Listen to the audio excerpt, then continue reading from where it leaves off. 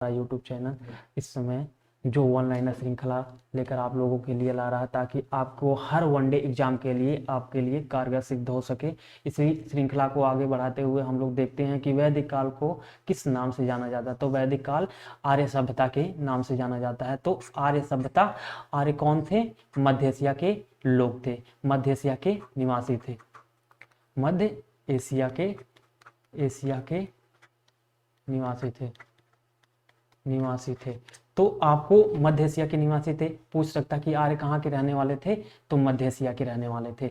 और वैदिक काल को किस नाम से जाना जाता है? क्वेश्चन पूछ सकता है कि आर्य सभ्यता किस नाम से जाना जाता है? वैदिक काल के नाम से जाना जाता है। वैदिक काल को और किस नाम से जाना जाता है? तो आर्य सभ्यता के नाम से जाना जाता है। वैदिक परिवार का प्रवृत्ति कैसी थी? वैदिक परिवार के प्रवृत्ति पितृसत्तात्मक था। पितृसत्तात्मक कहने का मतलब है कि मान लीजिए परिवार में 5 लोग हैं, मान लीजिए परिवार में 5 लोग हैं, अगर इसमें से ये माता पिता हैं और ये दादा दादी हैं और ये एक बेटा है, तो मान लीजिए अगर महिला का प्रभाव ज्यादा है, महिला का प्रभाव ज्यादा होगा तो मातृसत्तात्मक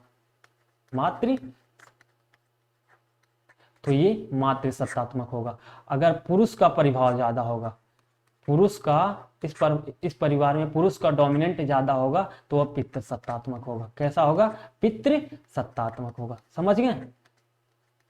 पितृसत्तात्मक होगा। तो इसी को आधार बना करके कि महिलाओं का प्रभाव ज्यादा था कौन से काल में? इंडस वैली सिविलाइजेशन में। अब क्वेश्चन पूछ सकता है कि इंडस वैली सिविलाइजेशन का प्रवृत्ति कैसा था? तो कैसा था परिवार? वहां मातृसत्तात्मक था। और वैदिक काल में पुरुषों का प्रभाव ज्यादा हो गया। समझ गए? वैदिक सभ्यता कैसी थी? ग्रामीण थी। आपको पता है कि इंडस वैली सिविलाइजेशन ये नगरीय थी, लेकिन वैदिक काल हमारा ग्रामीण था। तो आप लोगों को सीधे क्वेश्चन में पूछ सकता है कि ग्रामीण सभ्यता कौन थी? वैदिक सभ्यता था, इंडस वैली सिविलाइजेशन थी, या कौन था? तो आपको सीधे टिक करना है वैदिक काल ग्रामीण सभ्यता थी, जबकि हड़प्पा सभ्यता एक नगरीय सभ्यता थी। वेद त्रयी के नाम से कौन जाने जाते हैं? कौन कौन से वेद शामिल होते हैं? पूछ लेगा कि वेद त्रयी में कौन कौन से वेद शामिल होते हैं? तो ऋग्वेद, यजुर्वेद, सामवेद शामिल होते हैं। अब पूछ लेगा कि ऋग्वेद, यजुर्वेद, सामवेद को तीनों को मिलाकर क्या कहा जाता है? किस नाम से जाना जाता है? तो क्या नाम जाना जाता है? वेद त्रयी के नाम से। किस नाम से? वेद त्रयी के नाम से। वेद त्रयी के नाम से जाना जाता है। आर्यों की प्रशासनिक इकाई आरोही क्रम में लिखिए।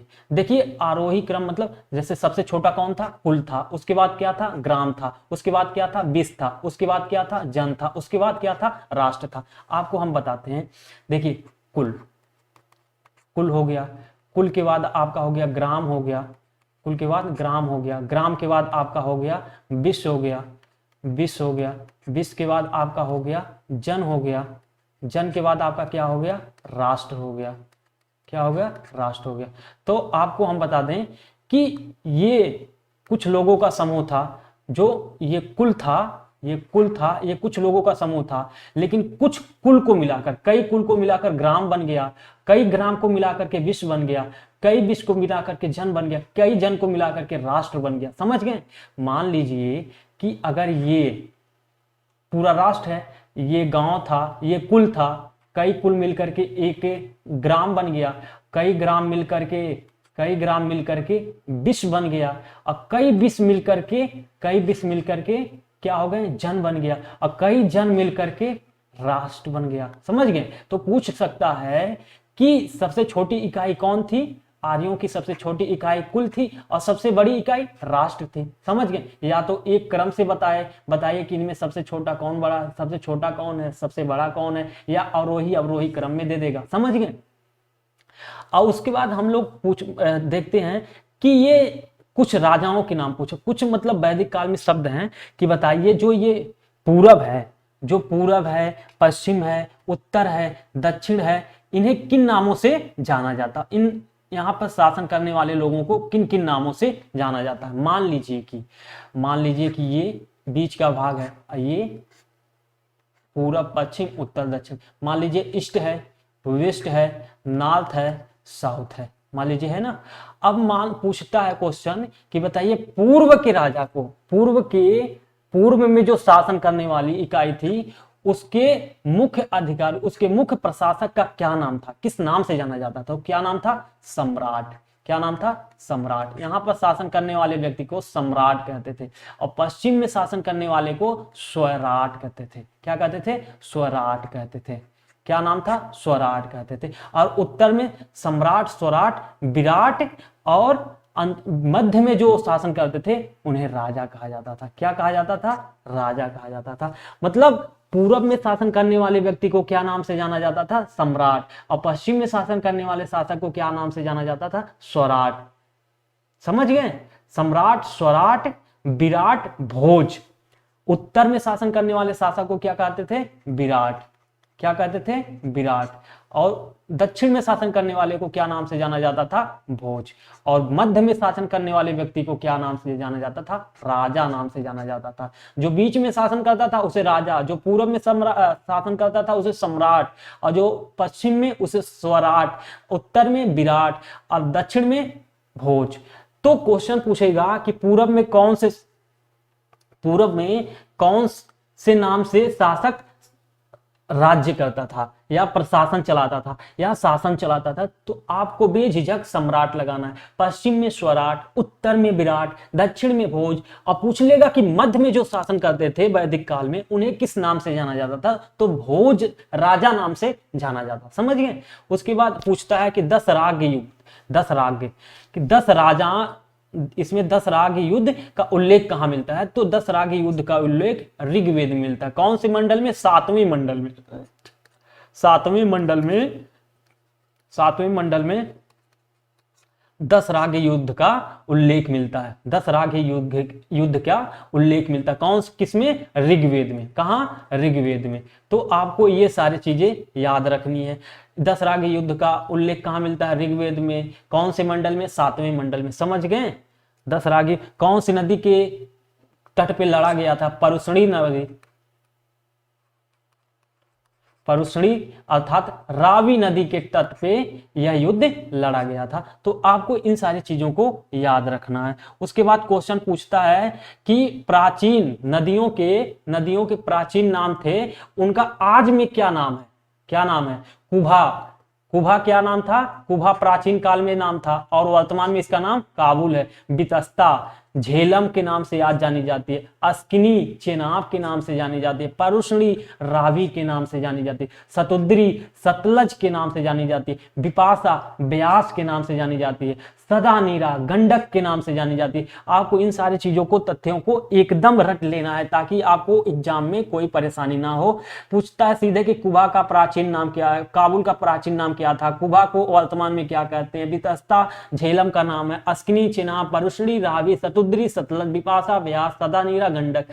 सदानीरा गंडक। तो आपको इन सब चीजों के बारे में याद होना चाहिए कि ताकि आप एग्जाम में जब भी रहें तो इसमें, क्योंकि अगर आप सोचते हैं कि ये हम तुक्का लगा करके सही कर लेंगे तो ऐसा संभव नहीं है, क्योंकि गलत ही होगा आपका अगर आपको याद नहीं होगा, क्योंकि ये वन लाइनर श्रृंखला है। इनमें आपको कुछ भी, इसमें अब कोई ट्रिक काम नहीं करेगा। आपको सीधे सीधे नाम याद होना चाहिए। उसके बाद पूछता है कि ऋग्वैदिक देवताओं में सबसे प्राचीन देवता कौन थे? सबसे प्राचीन देवता कौन थे? घौ। सबसे ऋग्वैदिक देवताओं में सबसे प्राचीन देवता घौ के नाम से जाने जाते थे।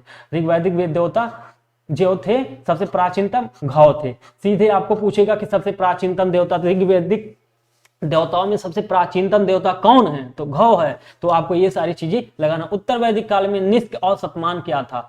पूछेगा कि निष्क और शतमान क्या था? ये मुद्रा थे। निष्क और शतमान रुपया था। जैसे हम लोग का रुपया है, डॉलर था, उसी तरह वैदिक काल में क्या नाम से जाने जाते थे? निष्क और शतमान। क्या नाम से जाने जाते थे? निष्क और शतमान। समझ गए? महाभारत का पुराना नाम क्या था? जय संहिता के नाम से पुराना नाम इसका था, जय संहिता के नाम से जाना जाता है। विश्व का सबसे बड़ा महाकाव्य कौन था? महाभारत था। सबसे बड़ा महाकाव्य महाभारत था। मूल्यों के जो आर्य थे उनको लेकर कई इतिहासकार कहते हैं, कोई कहता है कि मध्य एशिया से आए, कोई कहते हैं उत्तरी ध्रुव से, कोई दक्षिणी ध्रुव से। तो ऐसे कुछ नाम हैं जिन्हें हमेशा क्वेश्चन पूछा जाता है। ऐसे तो 10-12 हैं, लेकिन आपको इंपॉर्टेंट ही हमने दे रखा है कि कौन से है सबसे ज्यादा इंपॉर्टेंट, तो आपको याद रखना है। तो आपको सबसे पहले उत्तरी ध्रुव रखना है। उत्तरी ध्रुव जो है उत्तरी ध्रुव कौन कहते हैं? बाल गंगाधर तिलक कहते हैं। कौन कहते हैं? बाल गंगाधर तिलक के मूल निवास स्थान के बारे में बेसिकली क्वेश्चन इसमें यही पूछा जाता है कि बताइए कि किस इतिहासकार ने, किस व्यक्ति ने कहा है इनके स्थान कि ये जो आर्य थे यहां से आए थे। जैसे कुछ इतिहासकार कहते हैं कि ये मध्य एशिया के निवासी थे, कोई कहता है उत्तरी ध्रुव के कहते हैं, कोई कहता है कि दक्षिणी ध्रुव से ये आर्य लोग भारत में आए। तो सीधे क्वेश्चन पूछता है कि किसने कहा था कि बताइए आर्य उत्तरी ध्रुव से भारत में आए? हाँ, उत्तरी ध्रुव से भारतीय महाद्वीप में आए। तो आपको सीधे क्वेश्चन पूछना, बताना है ऐसे कि बाल गंगाधर तिलक। जैसे देखिए उत्तरी ध्रुव से जो लोग कहते हैं उनमें सबसे महत्वपूर्ण स्थान आता है उत्तरी ध्रुव के रूप में बाल गंगाधर तिलक का। अब ये भारतीय हैं, ऊपर से हमारे स्वतंत्रता सेनानी भी थे, तो इनका नाम महत्वपूर्ण हो जाता है, इसलिए ये क्वेश्चन हमारे लिए महत्वपूर्ण हो जाता है। वैसे तो कहने के लिए 10 है, 15 लोगों ने उनके स्थान के बारे में कहा। कोई कहा है कि ये यूरोप से आए, कोई कहता है मध्य एशिया से, कोई कहता है तिब्बत से, कोई दक्षिणी रूस से, हंगरी से, दक्षिणी रूस, सप्त सिंधु, आल्प्स पर्वत, कश्मीर से, बैक्ट्रिया से, जर्मनी से, पामीर के पठार से। तो हमें सबको नहीं देखना है, हमें बस देखना है कि कुछ इंपॉर्टेंट जो थे, और कौन इंपॉर्टेंट उसमें हो सकते हैं, उसमें से 2 हमारे भारत के हैं, तो ये इंपॉर्टेंट हो जाते हैं। और कौन सबसे ज्यादा मान्य है, किस स्थान को सबसे ज्यादा मान्य है, मान्यता प्राप्त है कि जो आर्य थे वहीं से आए थे, तो उसके बारे में देख लेना। तो हमको सिर्फ देखना क्या, उत्तरी ध्रुव से जिन्होंने कहा कि आर्य उत्तरी ध्रुव से आए वो था बाल गंगाधर तिलक, और दूसरा व्यक्ति था स्वामी दयानंद सरस्वती जिन्होंने कहा कि ये तिब्बत से आए। तो आपको ये देखना है कि जो तिब्बत से आए वो कौन कहा, स्वामी दयानंद सरस्वती। उसके बाद अगला हम लोग अगर देखते हैं तो मैक्स मूलर इन्होंने कहा कि मध्य एशिया से। कहां से? मध्य एशिया से। तो हमको यही देखना है कि जो मध्य एशिया से कहते हैं आने के लिए, मध्य एशिया से, ये मध्य एशिया से बोले कि मध्य एशिया से आए, तो हमको कुछ करना नहीं, हमको बस यही देखना है कि जिन्होंने मध्य एशिया से कहा ये सबसे ज्यादा मान्य सिद्धांत है, तो हमको ये चीज याद रखना है सबसे ज्यादा।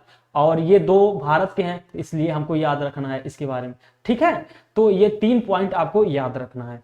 उसके बाद अगला पॉइंट अगर हम लोग देखते हैं, ऋग्वेद में सर्वाधिक पवित्र नदी किसे माना गया? तो सरस्वती नदी को माना गया सबसे ज्यादा पवित्र नदी, और इसे नदीतमा कहा जाता है, इसे नदीतमा कहीं कहीं नदीतम।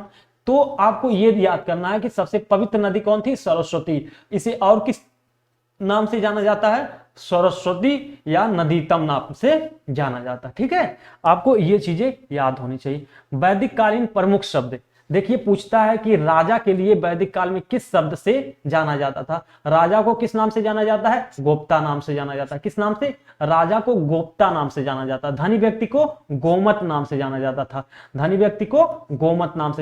था, दूरी को गवयुति के नाम से जाना जाता था, दूरी को किस नाम से? गवयुति के नाम से। समय को गोधूली के नाम से, समय को किस नाम से? गोधूली को। पुत्री को दुहिता नाम से जाना जाता है। किस नाम से? दुहिता नाम से जाना जाता है। गाय को अधन्या नाम से जाना जाता है। किस नाम से? अधन्या नाम से। बढ़ई को तक्षण नाम से, किस नाम से? तक्षण नाम से। जुलाहा को वाय नाम से, नाई को वाप्ती, हलवाहा को किवास नाम से जाना जाता था। मरुस्थल को धनव नाम से जाना जाता था। अनाज को धन्य नाम से जाना जाता था। उर्वरा किस नाम से जाना जाता था? जुता हुआ खेत जो था उसे उर्वरा नाम से जाना जाता था। चारागाह को खिल्ले नाम से, ये क्वेश्चन पूछा गया है, तो आपको ये याद होना चाहिए, ये क्वेश्चन पूछा गया है। और लांगर किस नाम से हल को किस नाम से जाना जाता था? लांगर नाम से जाना जाता था। गोबर की खाद को किस नाम से जाना जाता था? करीस नाम थे। किस नाम से? करीस के नाम से।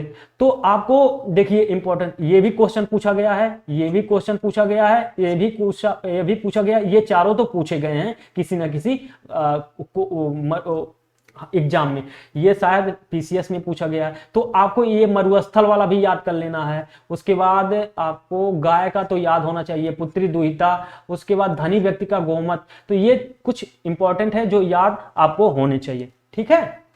अगले पॉइंट की तरफ हम लोग देखते हैं। प्रमुख वैदिक देवता थे, देखिए प्रमुख देवता थे उनके बारे में सीधे पूछ लेता है कि किसे महान माता माना जाता है, देवों की महान माता किसे माना जाता है वैदिक काल में?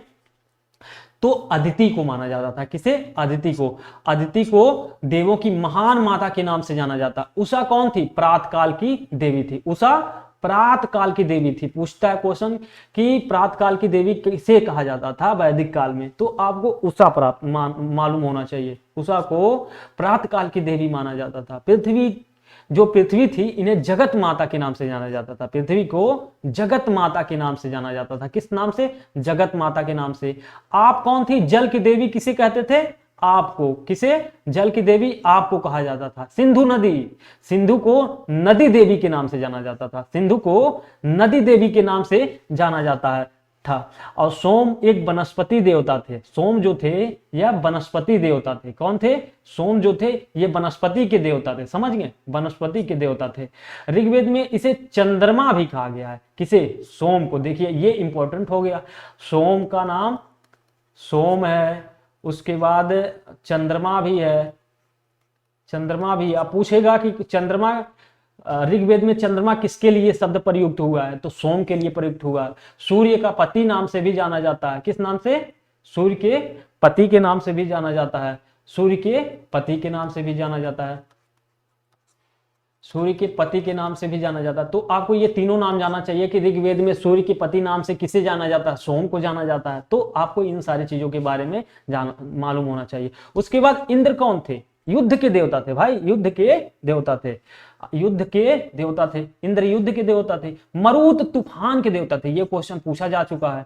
मरुत कौन थे? तूफान के देवता थे। पूषण, पूषण ये कौन थे? पूषण या पूषण ये दोनों कौन थे? पशुओं के देवता थे। पशुओं के देवता थे। उसके बाद प्रमुख दर्शन और उसके प्रतिपादक पूछता है। प्रमुख दर्शन और उसके प्रतिपादक पूछता है। तो हम लोगों को प्रमुख दर्शन और उसके प्रतिपादक पूछता है तो देख लेना है, और इन्हें याद भी होना चाहिए। आपको जरा से भी इसमें किंतु परंतु नहीं करना है, आपको याद होना चाहिए ये सारी चीजें। तो सांख्य दर्शन के प्रतिपादक कौन थे? कपिल मनु। कौन थे? कपिल मनु। कौन थे? कपिल मनु। सांख्य दर्शन के प्रतिपादक कपिल मनु। योग दर्शन के पतंजलि। योग के कौन थे? पतंजलि। योग के कौन थे? पतंजलि थे। तो आपको ये सारी चीजें याद होना चाहिए। पतंजलि, पतंजलि, योग के पतंजलि। और न्याय दर्शन के गौतम, न्याय दर्शन के गौतम थे। वैशेषिक सूत्र के कणाद थे। वैशेषिक सूत्र के कणाद थे। कौन थे? कणाद या उल्लूक। पूर्व मीमांसा के जैमिनी। पूर्व मीमांसा के प्रतिपादक जैमिनी। उत्तर मीमांसा के वादरायण। तो आपसे सीधा पूछेगा कि कपिल मनु किस दर्शन से संबंधित थे? सांख्य दर्शन से। सांख्य दर्शन के प्रतिपादक कपिल मनु। या तो इधर से पूछेगा या तो इधर से पूछेगा। उत्तर मीमांसा के प्रतिपादक कौन थे? वादरायण। वादरायण किस दर्शन से संबंधित हैं? उत्तर मीमांसा से। सीधे क्वेश्चन पूछता है, ऐसा कोई भी एग्जाम ना हो जहां से ये सारे क्वेश्चन ना बनते हो। उसके बाद महाजनपद काल से संबंधित कुछ जानकारी आपको दे देते हैं। अंग की राजधानी कहाँ थी? अंग की राजधानी चंपा थी। अंग की राजधानी चंपा। अंग की राजधानी चंपा। अंग की राजधानी चंपा। उसके बाद मगध की राजधानी गिरिव्रज। गिरिव्रज कहाँ थी? गिरिव्रज थी। उसके बाद काशी की राजधानी वाराणसी थी। वत्स की राजधानी कौशाम्बी थी। वज्र की राजधानी वैशाली थी।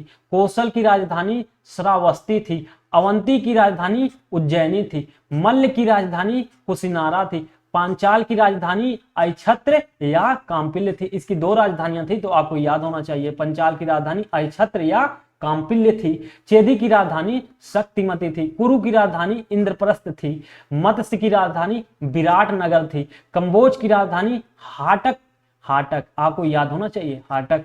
सूर्यसेन की राजधानी मथुरा। ये उत्तर प्रदेश से अगर आप संबंधित हो तो आपको इन सारी चीजों के बारे में जानकारी होना चाहिए कि ये मथुरा तो आपको पता होना चाहिए क्योंकि उत्तर प्रदेश से। सूर्यसेन की राजधानी मथुरा। अस्मक की राजधानी पोटली या पोतन थी। और गांधार की राजधानी तक्षशिला। गांधार की राजधानी तक्षशिला। गांधार की राजधानी कहाँ थी? तक्षशिला। कहाँ थी? तक्षशिला। समझ गए ना। आपको इन सारे चीजों के बारे में पता होना चाहिए। पूछता है महाजनपद की जानकारी कहाँ से मिलती है, तो आपको अंगुत्तर निकाय और भगवती सूत्र से।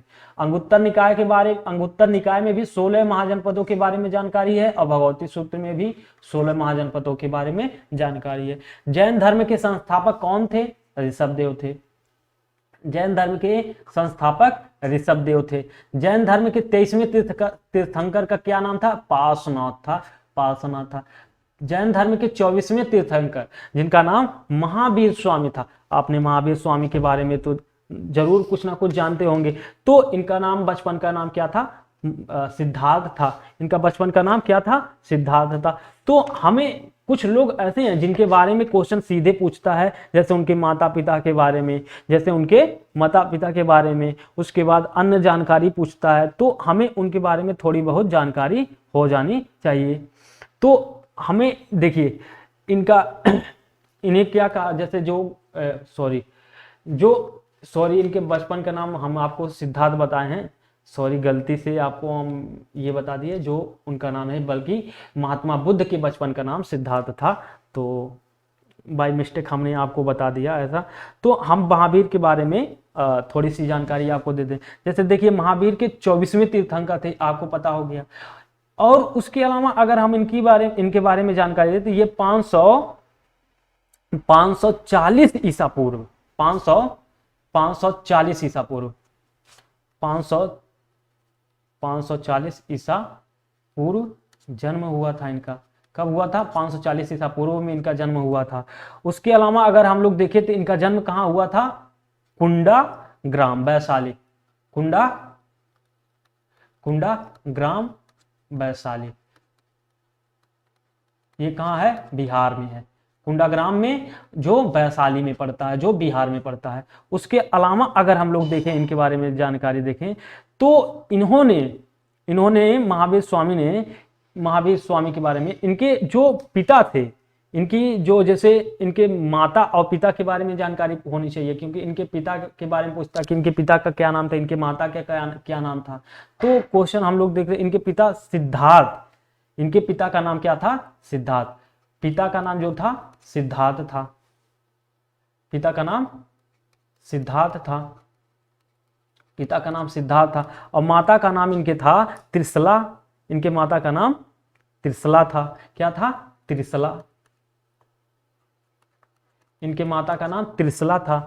तो हम लोग ये भी देख लेते हैं कि इनके पत्नी का क्या नाम था। तो पत्नी का नाम इनके था यशोदा। इनके पत्नी का नाम यशोदा। इनके पुत्री का क्या नाम था? अड़ोज्या। इनके पुत्री का नाम अड़ोज्या। इतनी जानकारी यहां से पूछी जाती है। इनके पुत्री का नाम अड़ोज्या। पूछता है इनका जन्म कब हुआ? 540 ईसा पूर्व में। कहाँ हुआ? कुंडाग्राम में, जो कहाँ पड़ता है? वैशाली में पड़ता है। इनके पिता का क्या नाम था? सिद्धार्थ। यही गलती हम आपको बता दी, जबकि इनके पिता का नाम सिद्धार्थ है, जबकि बुद्ध के बचपन का नाम सिद्धार्थ था। और इनकी माता का नाम त्रिशला। पत्नी का नाम क्या था? यशोदा। इनके पुत्री का नाम क्या था? अड़ोज्या। क्यों इंपॉर्टेंट है इनके पुत्री का नाम? क्योंकि इनके पुत्री का विवाह इनके जो अनुयायी था उसके साथ इसकी शादी हुई थी। उसकी शादी, अड़ोज्या की शादी इनके एक शिष्य के साथ हुआ था, इसलिए यह इंपॉर्टेंट है। तो अगर हम लोग इसे देख लिए तो आगे बढ़ते हैं। तो महावीर स्वामी संन्यास ग्रहण करने से पहले किससे अनुमति मांगी थी? अपने पिता से नहीं, अपने भाई नंदीवर्धन से। तो पूछेगा कि महावीर स्वामी जो संन्यास ग्रहण करने के लिए किससे अनुमति मांगे? अपने भाई, इनके भाई थे। कौन थे? भाई। इनके भाई का नाम क्या था? नंदीवर्धन से इन्होंने आज्ञा मांगी कि भैया हम संन्यास ग्रहण करने जा रहे हैं। तो आपसे क्वेश्चन पूछ सकता है कि वो भाई थे या पिता थे? उनका क्या नाम था? नंदीवर्धन था। समझ गए? महावीर स्वामी को कितने वर्षों की तपस्या के बाद ज्ञान की प्राप्ति हुई? 12 वर्षों तक इन्होंने कठोर तपस्या किया, जिसके बाद इन्हें ज्ञान की प्राप्ति हुई। महावीर स्वामी को किस नदी के तट पर ज्ञान प्राप्ति हुई? ऋजुपालिका नदी के तट पर। महावीर स्वामी को किस वृक्ष के नीचे ज्ञान प्राप्ति हुई थी? साल वृक्ष था। क्या था? साल वृक्ष के नीचे इन्हें। जैन ग्रंथ में जिन, अहर्त और निर्ग्रंथ, ये जो 3 शब्द है ना, 3 शब्द है। देखिए ये एक शब्द, देखिए एक आहर्त हो गया, एक निर्ग्रंथ हो गया, इन तीनों के कुछ अपने अपने मतलब हैं, इनके कुछ मतलब हैं। तो पूछता है क्वेश्चन में सीधे कि बताइए जो ये जिन है, जो ये जिन है, इसे जैन ग्रंथ में किस नाम से जाना जाता है? जैन ग्रंथ में आखिर इसका क्या महत्व था? जैन ग्रंथ में ये किस लिए प्रयोग होता था? तो जिन जो था किस नाम से जाना जाता था? विजेता के नाम से। किस नाम से? विजेता, विजेता। उसके बाद अहर्त, जो अहर्त था, इसे क्या कहा जाता था? पूज्य, इसे पूज्य के नाम से जाना जाता था। और निर्ग्रंथ,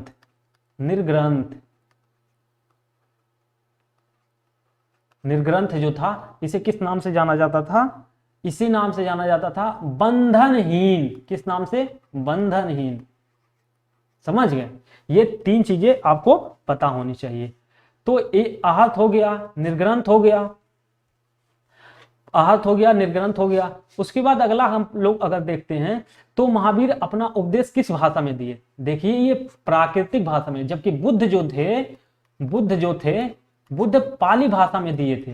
पाली भाषा, पाली या प्राकृत कैसी भाषा होती थी? ये आम जन पाली या प्रकृत मान लीजिए, दोनों ही प्रकृति कैसी भाषा थी? ये आम जनजीवन से संबंधित थी। किससे? आम जनजीवन से, आम जनजीवन से संबंधित। समझ गए? ये आम जनजीवन से संबंधित भाषा थी। तो ये आम जनजीवन से संबंधित भाषा जो थी वो पाली और प्रकृति थी। पाली में कौन दिया? पाली में बुद्ध दिए, और प्रकृत भाषा में महावीर स्वामी दिए। और अगर हम लोग अगले पॉइंट की तरफ बढ़े अगर, तो अगला पॉइंट हमारा होगा महावीर के प्रथम अनुयायी कौन थे? महावीर के प्रथम अनुयायी जमाली थे। प्रथम जैन भिक्षुड़ी कौन थे? भिक्षुड़ी है, प्रथम जैन भिक्षुड़ी, ये कौन थे? भिक्षुड़ी। प्रथम जैन भिक्षुड़ी कौन? चंपा। प्रथम जैन भिक्षुड़ी चंपा। उसके बाद प्रथम जैन धर्म का प्रथम थेरा या मुख्य उपदेशक को जो होते थे, जो मुख्य उपदेशक थे, उन्हें क्या कहा जाता था? थेरा कहा जाता था। क्या कहा जाता था? थेरा। तो हमें याद करना है कि थेरा किसके लिए उपयुक्त होता था? मुख्य उपदेशक को थेरा कहा जाता था। और प्रथम उपदेशक कौन थे जैन धर्म के? जैन धर्म के प्रथम थेरा कौन था? आर्य सुधर्मा। कौन था? आर्य सुधर्मा। क्या नाम हो गया? एक हो गया चंपा, क्या हो गया? चंपा। आर्य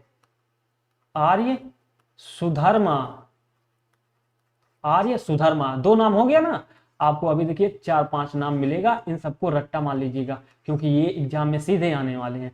महावीर स्वामी के भिक्षुड़ी संघ के, सॉरी ये भिक्षुड़ी है मिस, ये भिक्षुड़ी संघ की प्रधान कौन थी? कौन था? चंदना। कौन थे? चंदना। 3 नाम हो गया, चंदना। तीसरा नाम चंदना। प्रमुख तीर्थकर और उनके प्रतीक चिन्ह व स्थान। देखिए ये 3 नाम तो आपको याद होना चाहिए। चंपा कौन थी? प्रथम जैन भिक्षुड़ी थी। कौन थी? प्रथम जैन भिक्षुड़ी चंपा। और प्रथम उपदेशक कौन था? आर्य सुधर्मा। कौन था? आर्य सुधर्मा। उसके बाद प्रधान मतलब भिक्षुड़ी संघ का प्रधान कौन था? चंदना। भिक्षुड़ी संघ का प्रधान कौन था? संगना। ये क्वेश्चन यूपी पीसीएस में आ चुका है, तो यहां भी पूछा जा सकता है क्योंकि आप ये आसान क्वेश्चन है। तो उसके अलावा पूछता है कि जैन धर्म में कुछ प्रतीक चिन्ह हैं।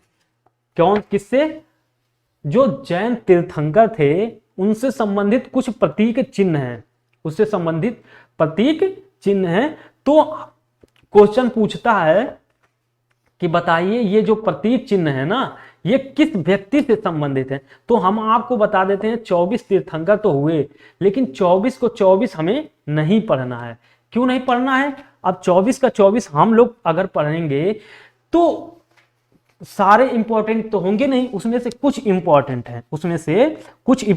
हैं। कौन कौन से हैं? तो देखिए पहले ऋषभ देव, मान लीजिए सबसे पहले ऋषभ देव। कौन? ऋषभ देव। ऋषभदेव ये प्रथम तीर्थंकर थे। इनके देखिए इनके पूर्व इनसे इनका निर्माण स्थल कौन था, इन्होंने कहा निर्माण प्राप्त किया था, कैलाश पर्वत पे। कहां, कैलाश, अष्टपद पर, अष्टपद कहां, अष्टपद पर, अष्टपद पर ये कहां है, कैलाश, कैलाश। तो आपको कुछ इंपॉर्टेंट चीजों के बारे में ही जानकारी रखनी है। तो हम लोग देखते हैं ऋषभदेव के बारे में सबसे पहले देखते हैं, इनका निर्माण स्थल कहां है, इनका निर्माण स्थल कैलाश है। कहां है, कैलाश, इनका निर्माण स्थल कैलाश। कहां है, कैलाश। तो हमें सब नहीं देखना है, कुछ इंपॉर्टेंट चीजों को ही देखना है। मान लीजिए इनका कैलाश है, और इनके प्रतीक चिन्ह, इनके प्रतीक चिन्ह, इनके प्रतीक चिन्ह के बारे में हम लोग देखते हैं तो ये सांड है। क्या है, सांड है, सांड है, इनका प्रतीक चिन्ह सांड है।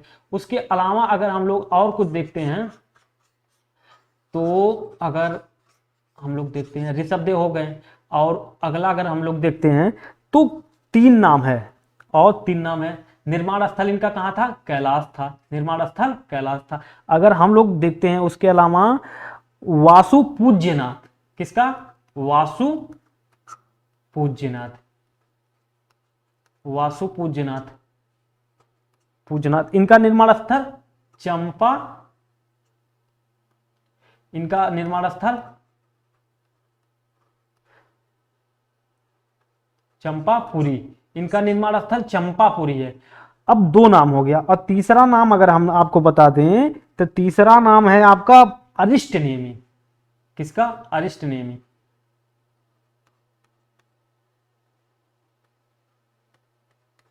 तीसरा नाम अरिष्टनेमी। ये 3 नाम हो गए आपके, 3 नाम। इनका निर्माण स्थल कहां है, गिरनार पर्वत। कहां, गिरनार पर्वत। अब आपको हम बता दें ये 3 नाम के अलावा आपको 3 ही नाम, 24 तीर्थंकरों में से केवल 3 ही नाम को याद करना है।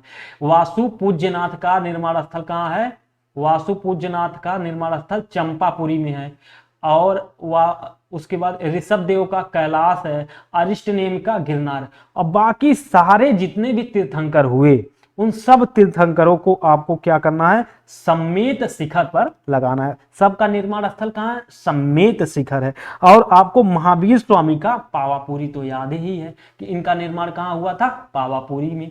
तो आपको 4 स्थान हो गए, महावीर का पावापुरी में। कहां, पावापुरी में। ये 4 नाम आपको याद होना चाहिए। अरिष्टनेमी का गिरनार में, गिरनार पर्वत पर, ऋषभदेव का कैलाश पर्वत पर, और वासु पूज्यनाथ का चंपापुरी। 4 नाम याद कर लिए। उसके अलावा जो भी पूछेगा कि इनका निर्माण स्थल कहां पर है, जैसे मान लीजिए अजीतनाथ का, संभवनाथ का, अभिनंदन का, सुविद का, कहीं किसी का भी पूछ ले तो आपको सीधे क्वेश्चन आंसर टिक करना है। कहां, सम्मेद शिखर पर। कहां पर,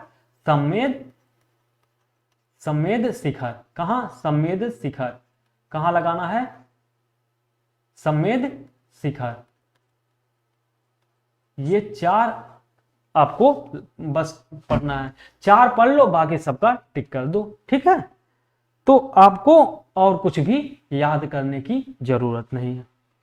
अगला अगर हम लोग देखते हैं ऋग्वेद में किन तीर्थंकरों का उल्लेख मिलता है। देखिए ऋग्वेद में कुछ तीर्थंकर हैं जिनका उल्लेख मिलता है। ऋषभदेव का उल्लेख कहां मिलता है, अरिष्टनेमी का उल्लेख कहां मिलता है, ऋग्वेद में मिलता है। ऋग्वेद में इन 2 तीर्थंकरों के बारे में जानकारी मिलती है। तो सीधे क्वेश्चन पूछा गया है कई बार कि अरिष्टनेमी और ऋषभदेव का उल्लेख कहां कहां मिलता है, ऋषभदेव और अरिष्टनेमी का उल्लेख किस वेद में मिलता है, तो ऋग्वेद में इनका उल्लेख मिलता है। पूछता है कि किस तीर्थंकर को कृष्ण के निकट संबंधी बताया गया। किसे, अरिष्टनेमी को कृष्ण का तीर्थंकर निकट संबंधी बताया गया। जैन संगीतियां, कुछ जैन संगीतियां हुई, आपको पता ही है कि वो जैन संगीतियां हम पूछता सीधे। पहला जैन संगीति कब हुआ, 300 ईसा पूर्व में। कहां हुआ, पाटलिपुत्र में। इसका जो अध्यक्ष था कौन था, स्थूलभद्र था। अध्यक्ष कौन था, स्थूलभद्र था। स्थान कौन था, पाटलिपुत्र में। अध्यक्ष कौन थे, स्थूलभद्र थे। दूसरा कब हुआ, 512 ईस्वी में। दूसरा कब हुआ, 512 ईस्वी में, दूसरा 512 ईस्वी में, 512 ईस्वी में कहाँ हुआ? वल्लभी, गुजरात में। इसके अध्यक्ष कौन थे? इसके अध्यक्ष क्षमा श्रमण थे। कौन? क्षमा श्रमण थे। तो आपको सीधे क्वेश्चन पूछेगा यहां से कि बताइए ये कब हुआ, किस स्थान पे हुआ, अध्यक्ष कौन थे? तो आपको ये 2 जैन संगीतियां हुई हैं, 2 जैन संगीतियां हुई हैं, केवल 2 हुआ है। जैन धर्म के त्रिरत्न कौन कौन से हैं? तो सम्यक दर्शन, सम्यक ज्ञान, सम्यक आचरण, 3 चीज है। देखिए, ज्ञान है, आचरण है और दर्शन है, ये 3 चीजें आपको पता होना चाहिए। समझ गए? जैन धर्म के 5 महाव्रत कौन कौन से? सत्य है, अहिंसा है, अस्तेय है, अपरिग्रह है, ब्रह्मचर्य। चारों क्वेश्चन, कोई क्वेश्चन पूछ लेगा जिसमें दे देगा 4 विकल्प दे देगा, कहेगा बताइए कि इसमें 5 महाव्रतों में कौन शामिल नहीं है। हो सकता सत्य, अहिंसा, अस्तेय, उसके बाद दे देगा ब्रह्मचर्य। हो सकता है कि ब्रह्मचर्य के स्थान पे कुछ और भी दे दे, 3 विकल्प इसमें से दे, 1 विकल्प दूसरा दे दे। समझ गए? तो आपको इन सब चीजों के बारे में जानकारी होनी चाहिए कि ये 5 ही हैं, आपको याद होना चाहिए 5। ठीक है? सतरंगी, स्यादवाद, अनेकांतवाद पूछता है कि किस सिद्धांत किससे संबंधित है? तो जैन धर्म से। ये जो सिद्धांत है, सतरंगी सिद्धांत, स्यादवाद सिद्धांत, अनेकांतवाद सिद्धांत, किस धर्म से संबंधित है? तो जैन धर्म से संबंधित है। बाहुबली गोमतेश्वर की मूर्ति किससे संबंधित है? जैन धर्म से। बाहुबली गोमतेश्वर की मूर्ति जो बनी है, ये किससे संबंधित है? जैन धर्म से। कहां बनी है? कर्नाटक के श्रवणबेलगोला में। कहां? कर्नाटक के श्रवणबेलगोला में। इसका निर्माण किसने करवाया था? चामुंड राय ने। किसने करवाया? चामुंड ने। ये गंग वंश के राजा कोई था, उसी के मंत्री था। गंग वंश का राजा था, उसका मंत्री कौन था? चामुंड था। चामुंड ने बनवाया था किसका मूर्ति? गोमतेश्वर बाहुबली की मूर्ति। कल्पसूत्र की रचना किसने किया? भद्रबाहु ने। किसने? कल्पसूत्र की रचना भद्रबाहु ने किया। महावीर की मृत्यु कहाँ हुई? पावापुरी में। महावीर की मृत्यु पावापुरी में। महावीर का निर्माण किसके राजप्रसाद में हुआ था? मल्ल राजा जो थे, मल्ल राजा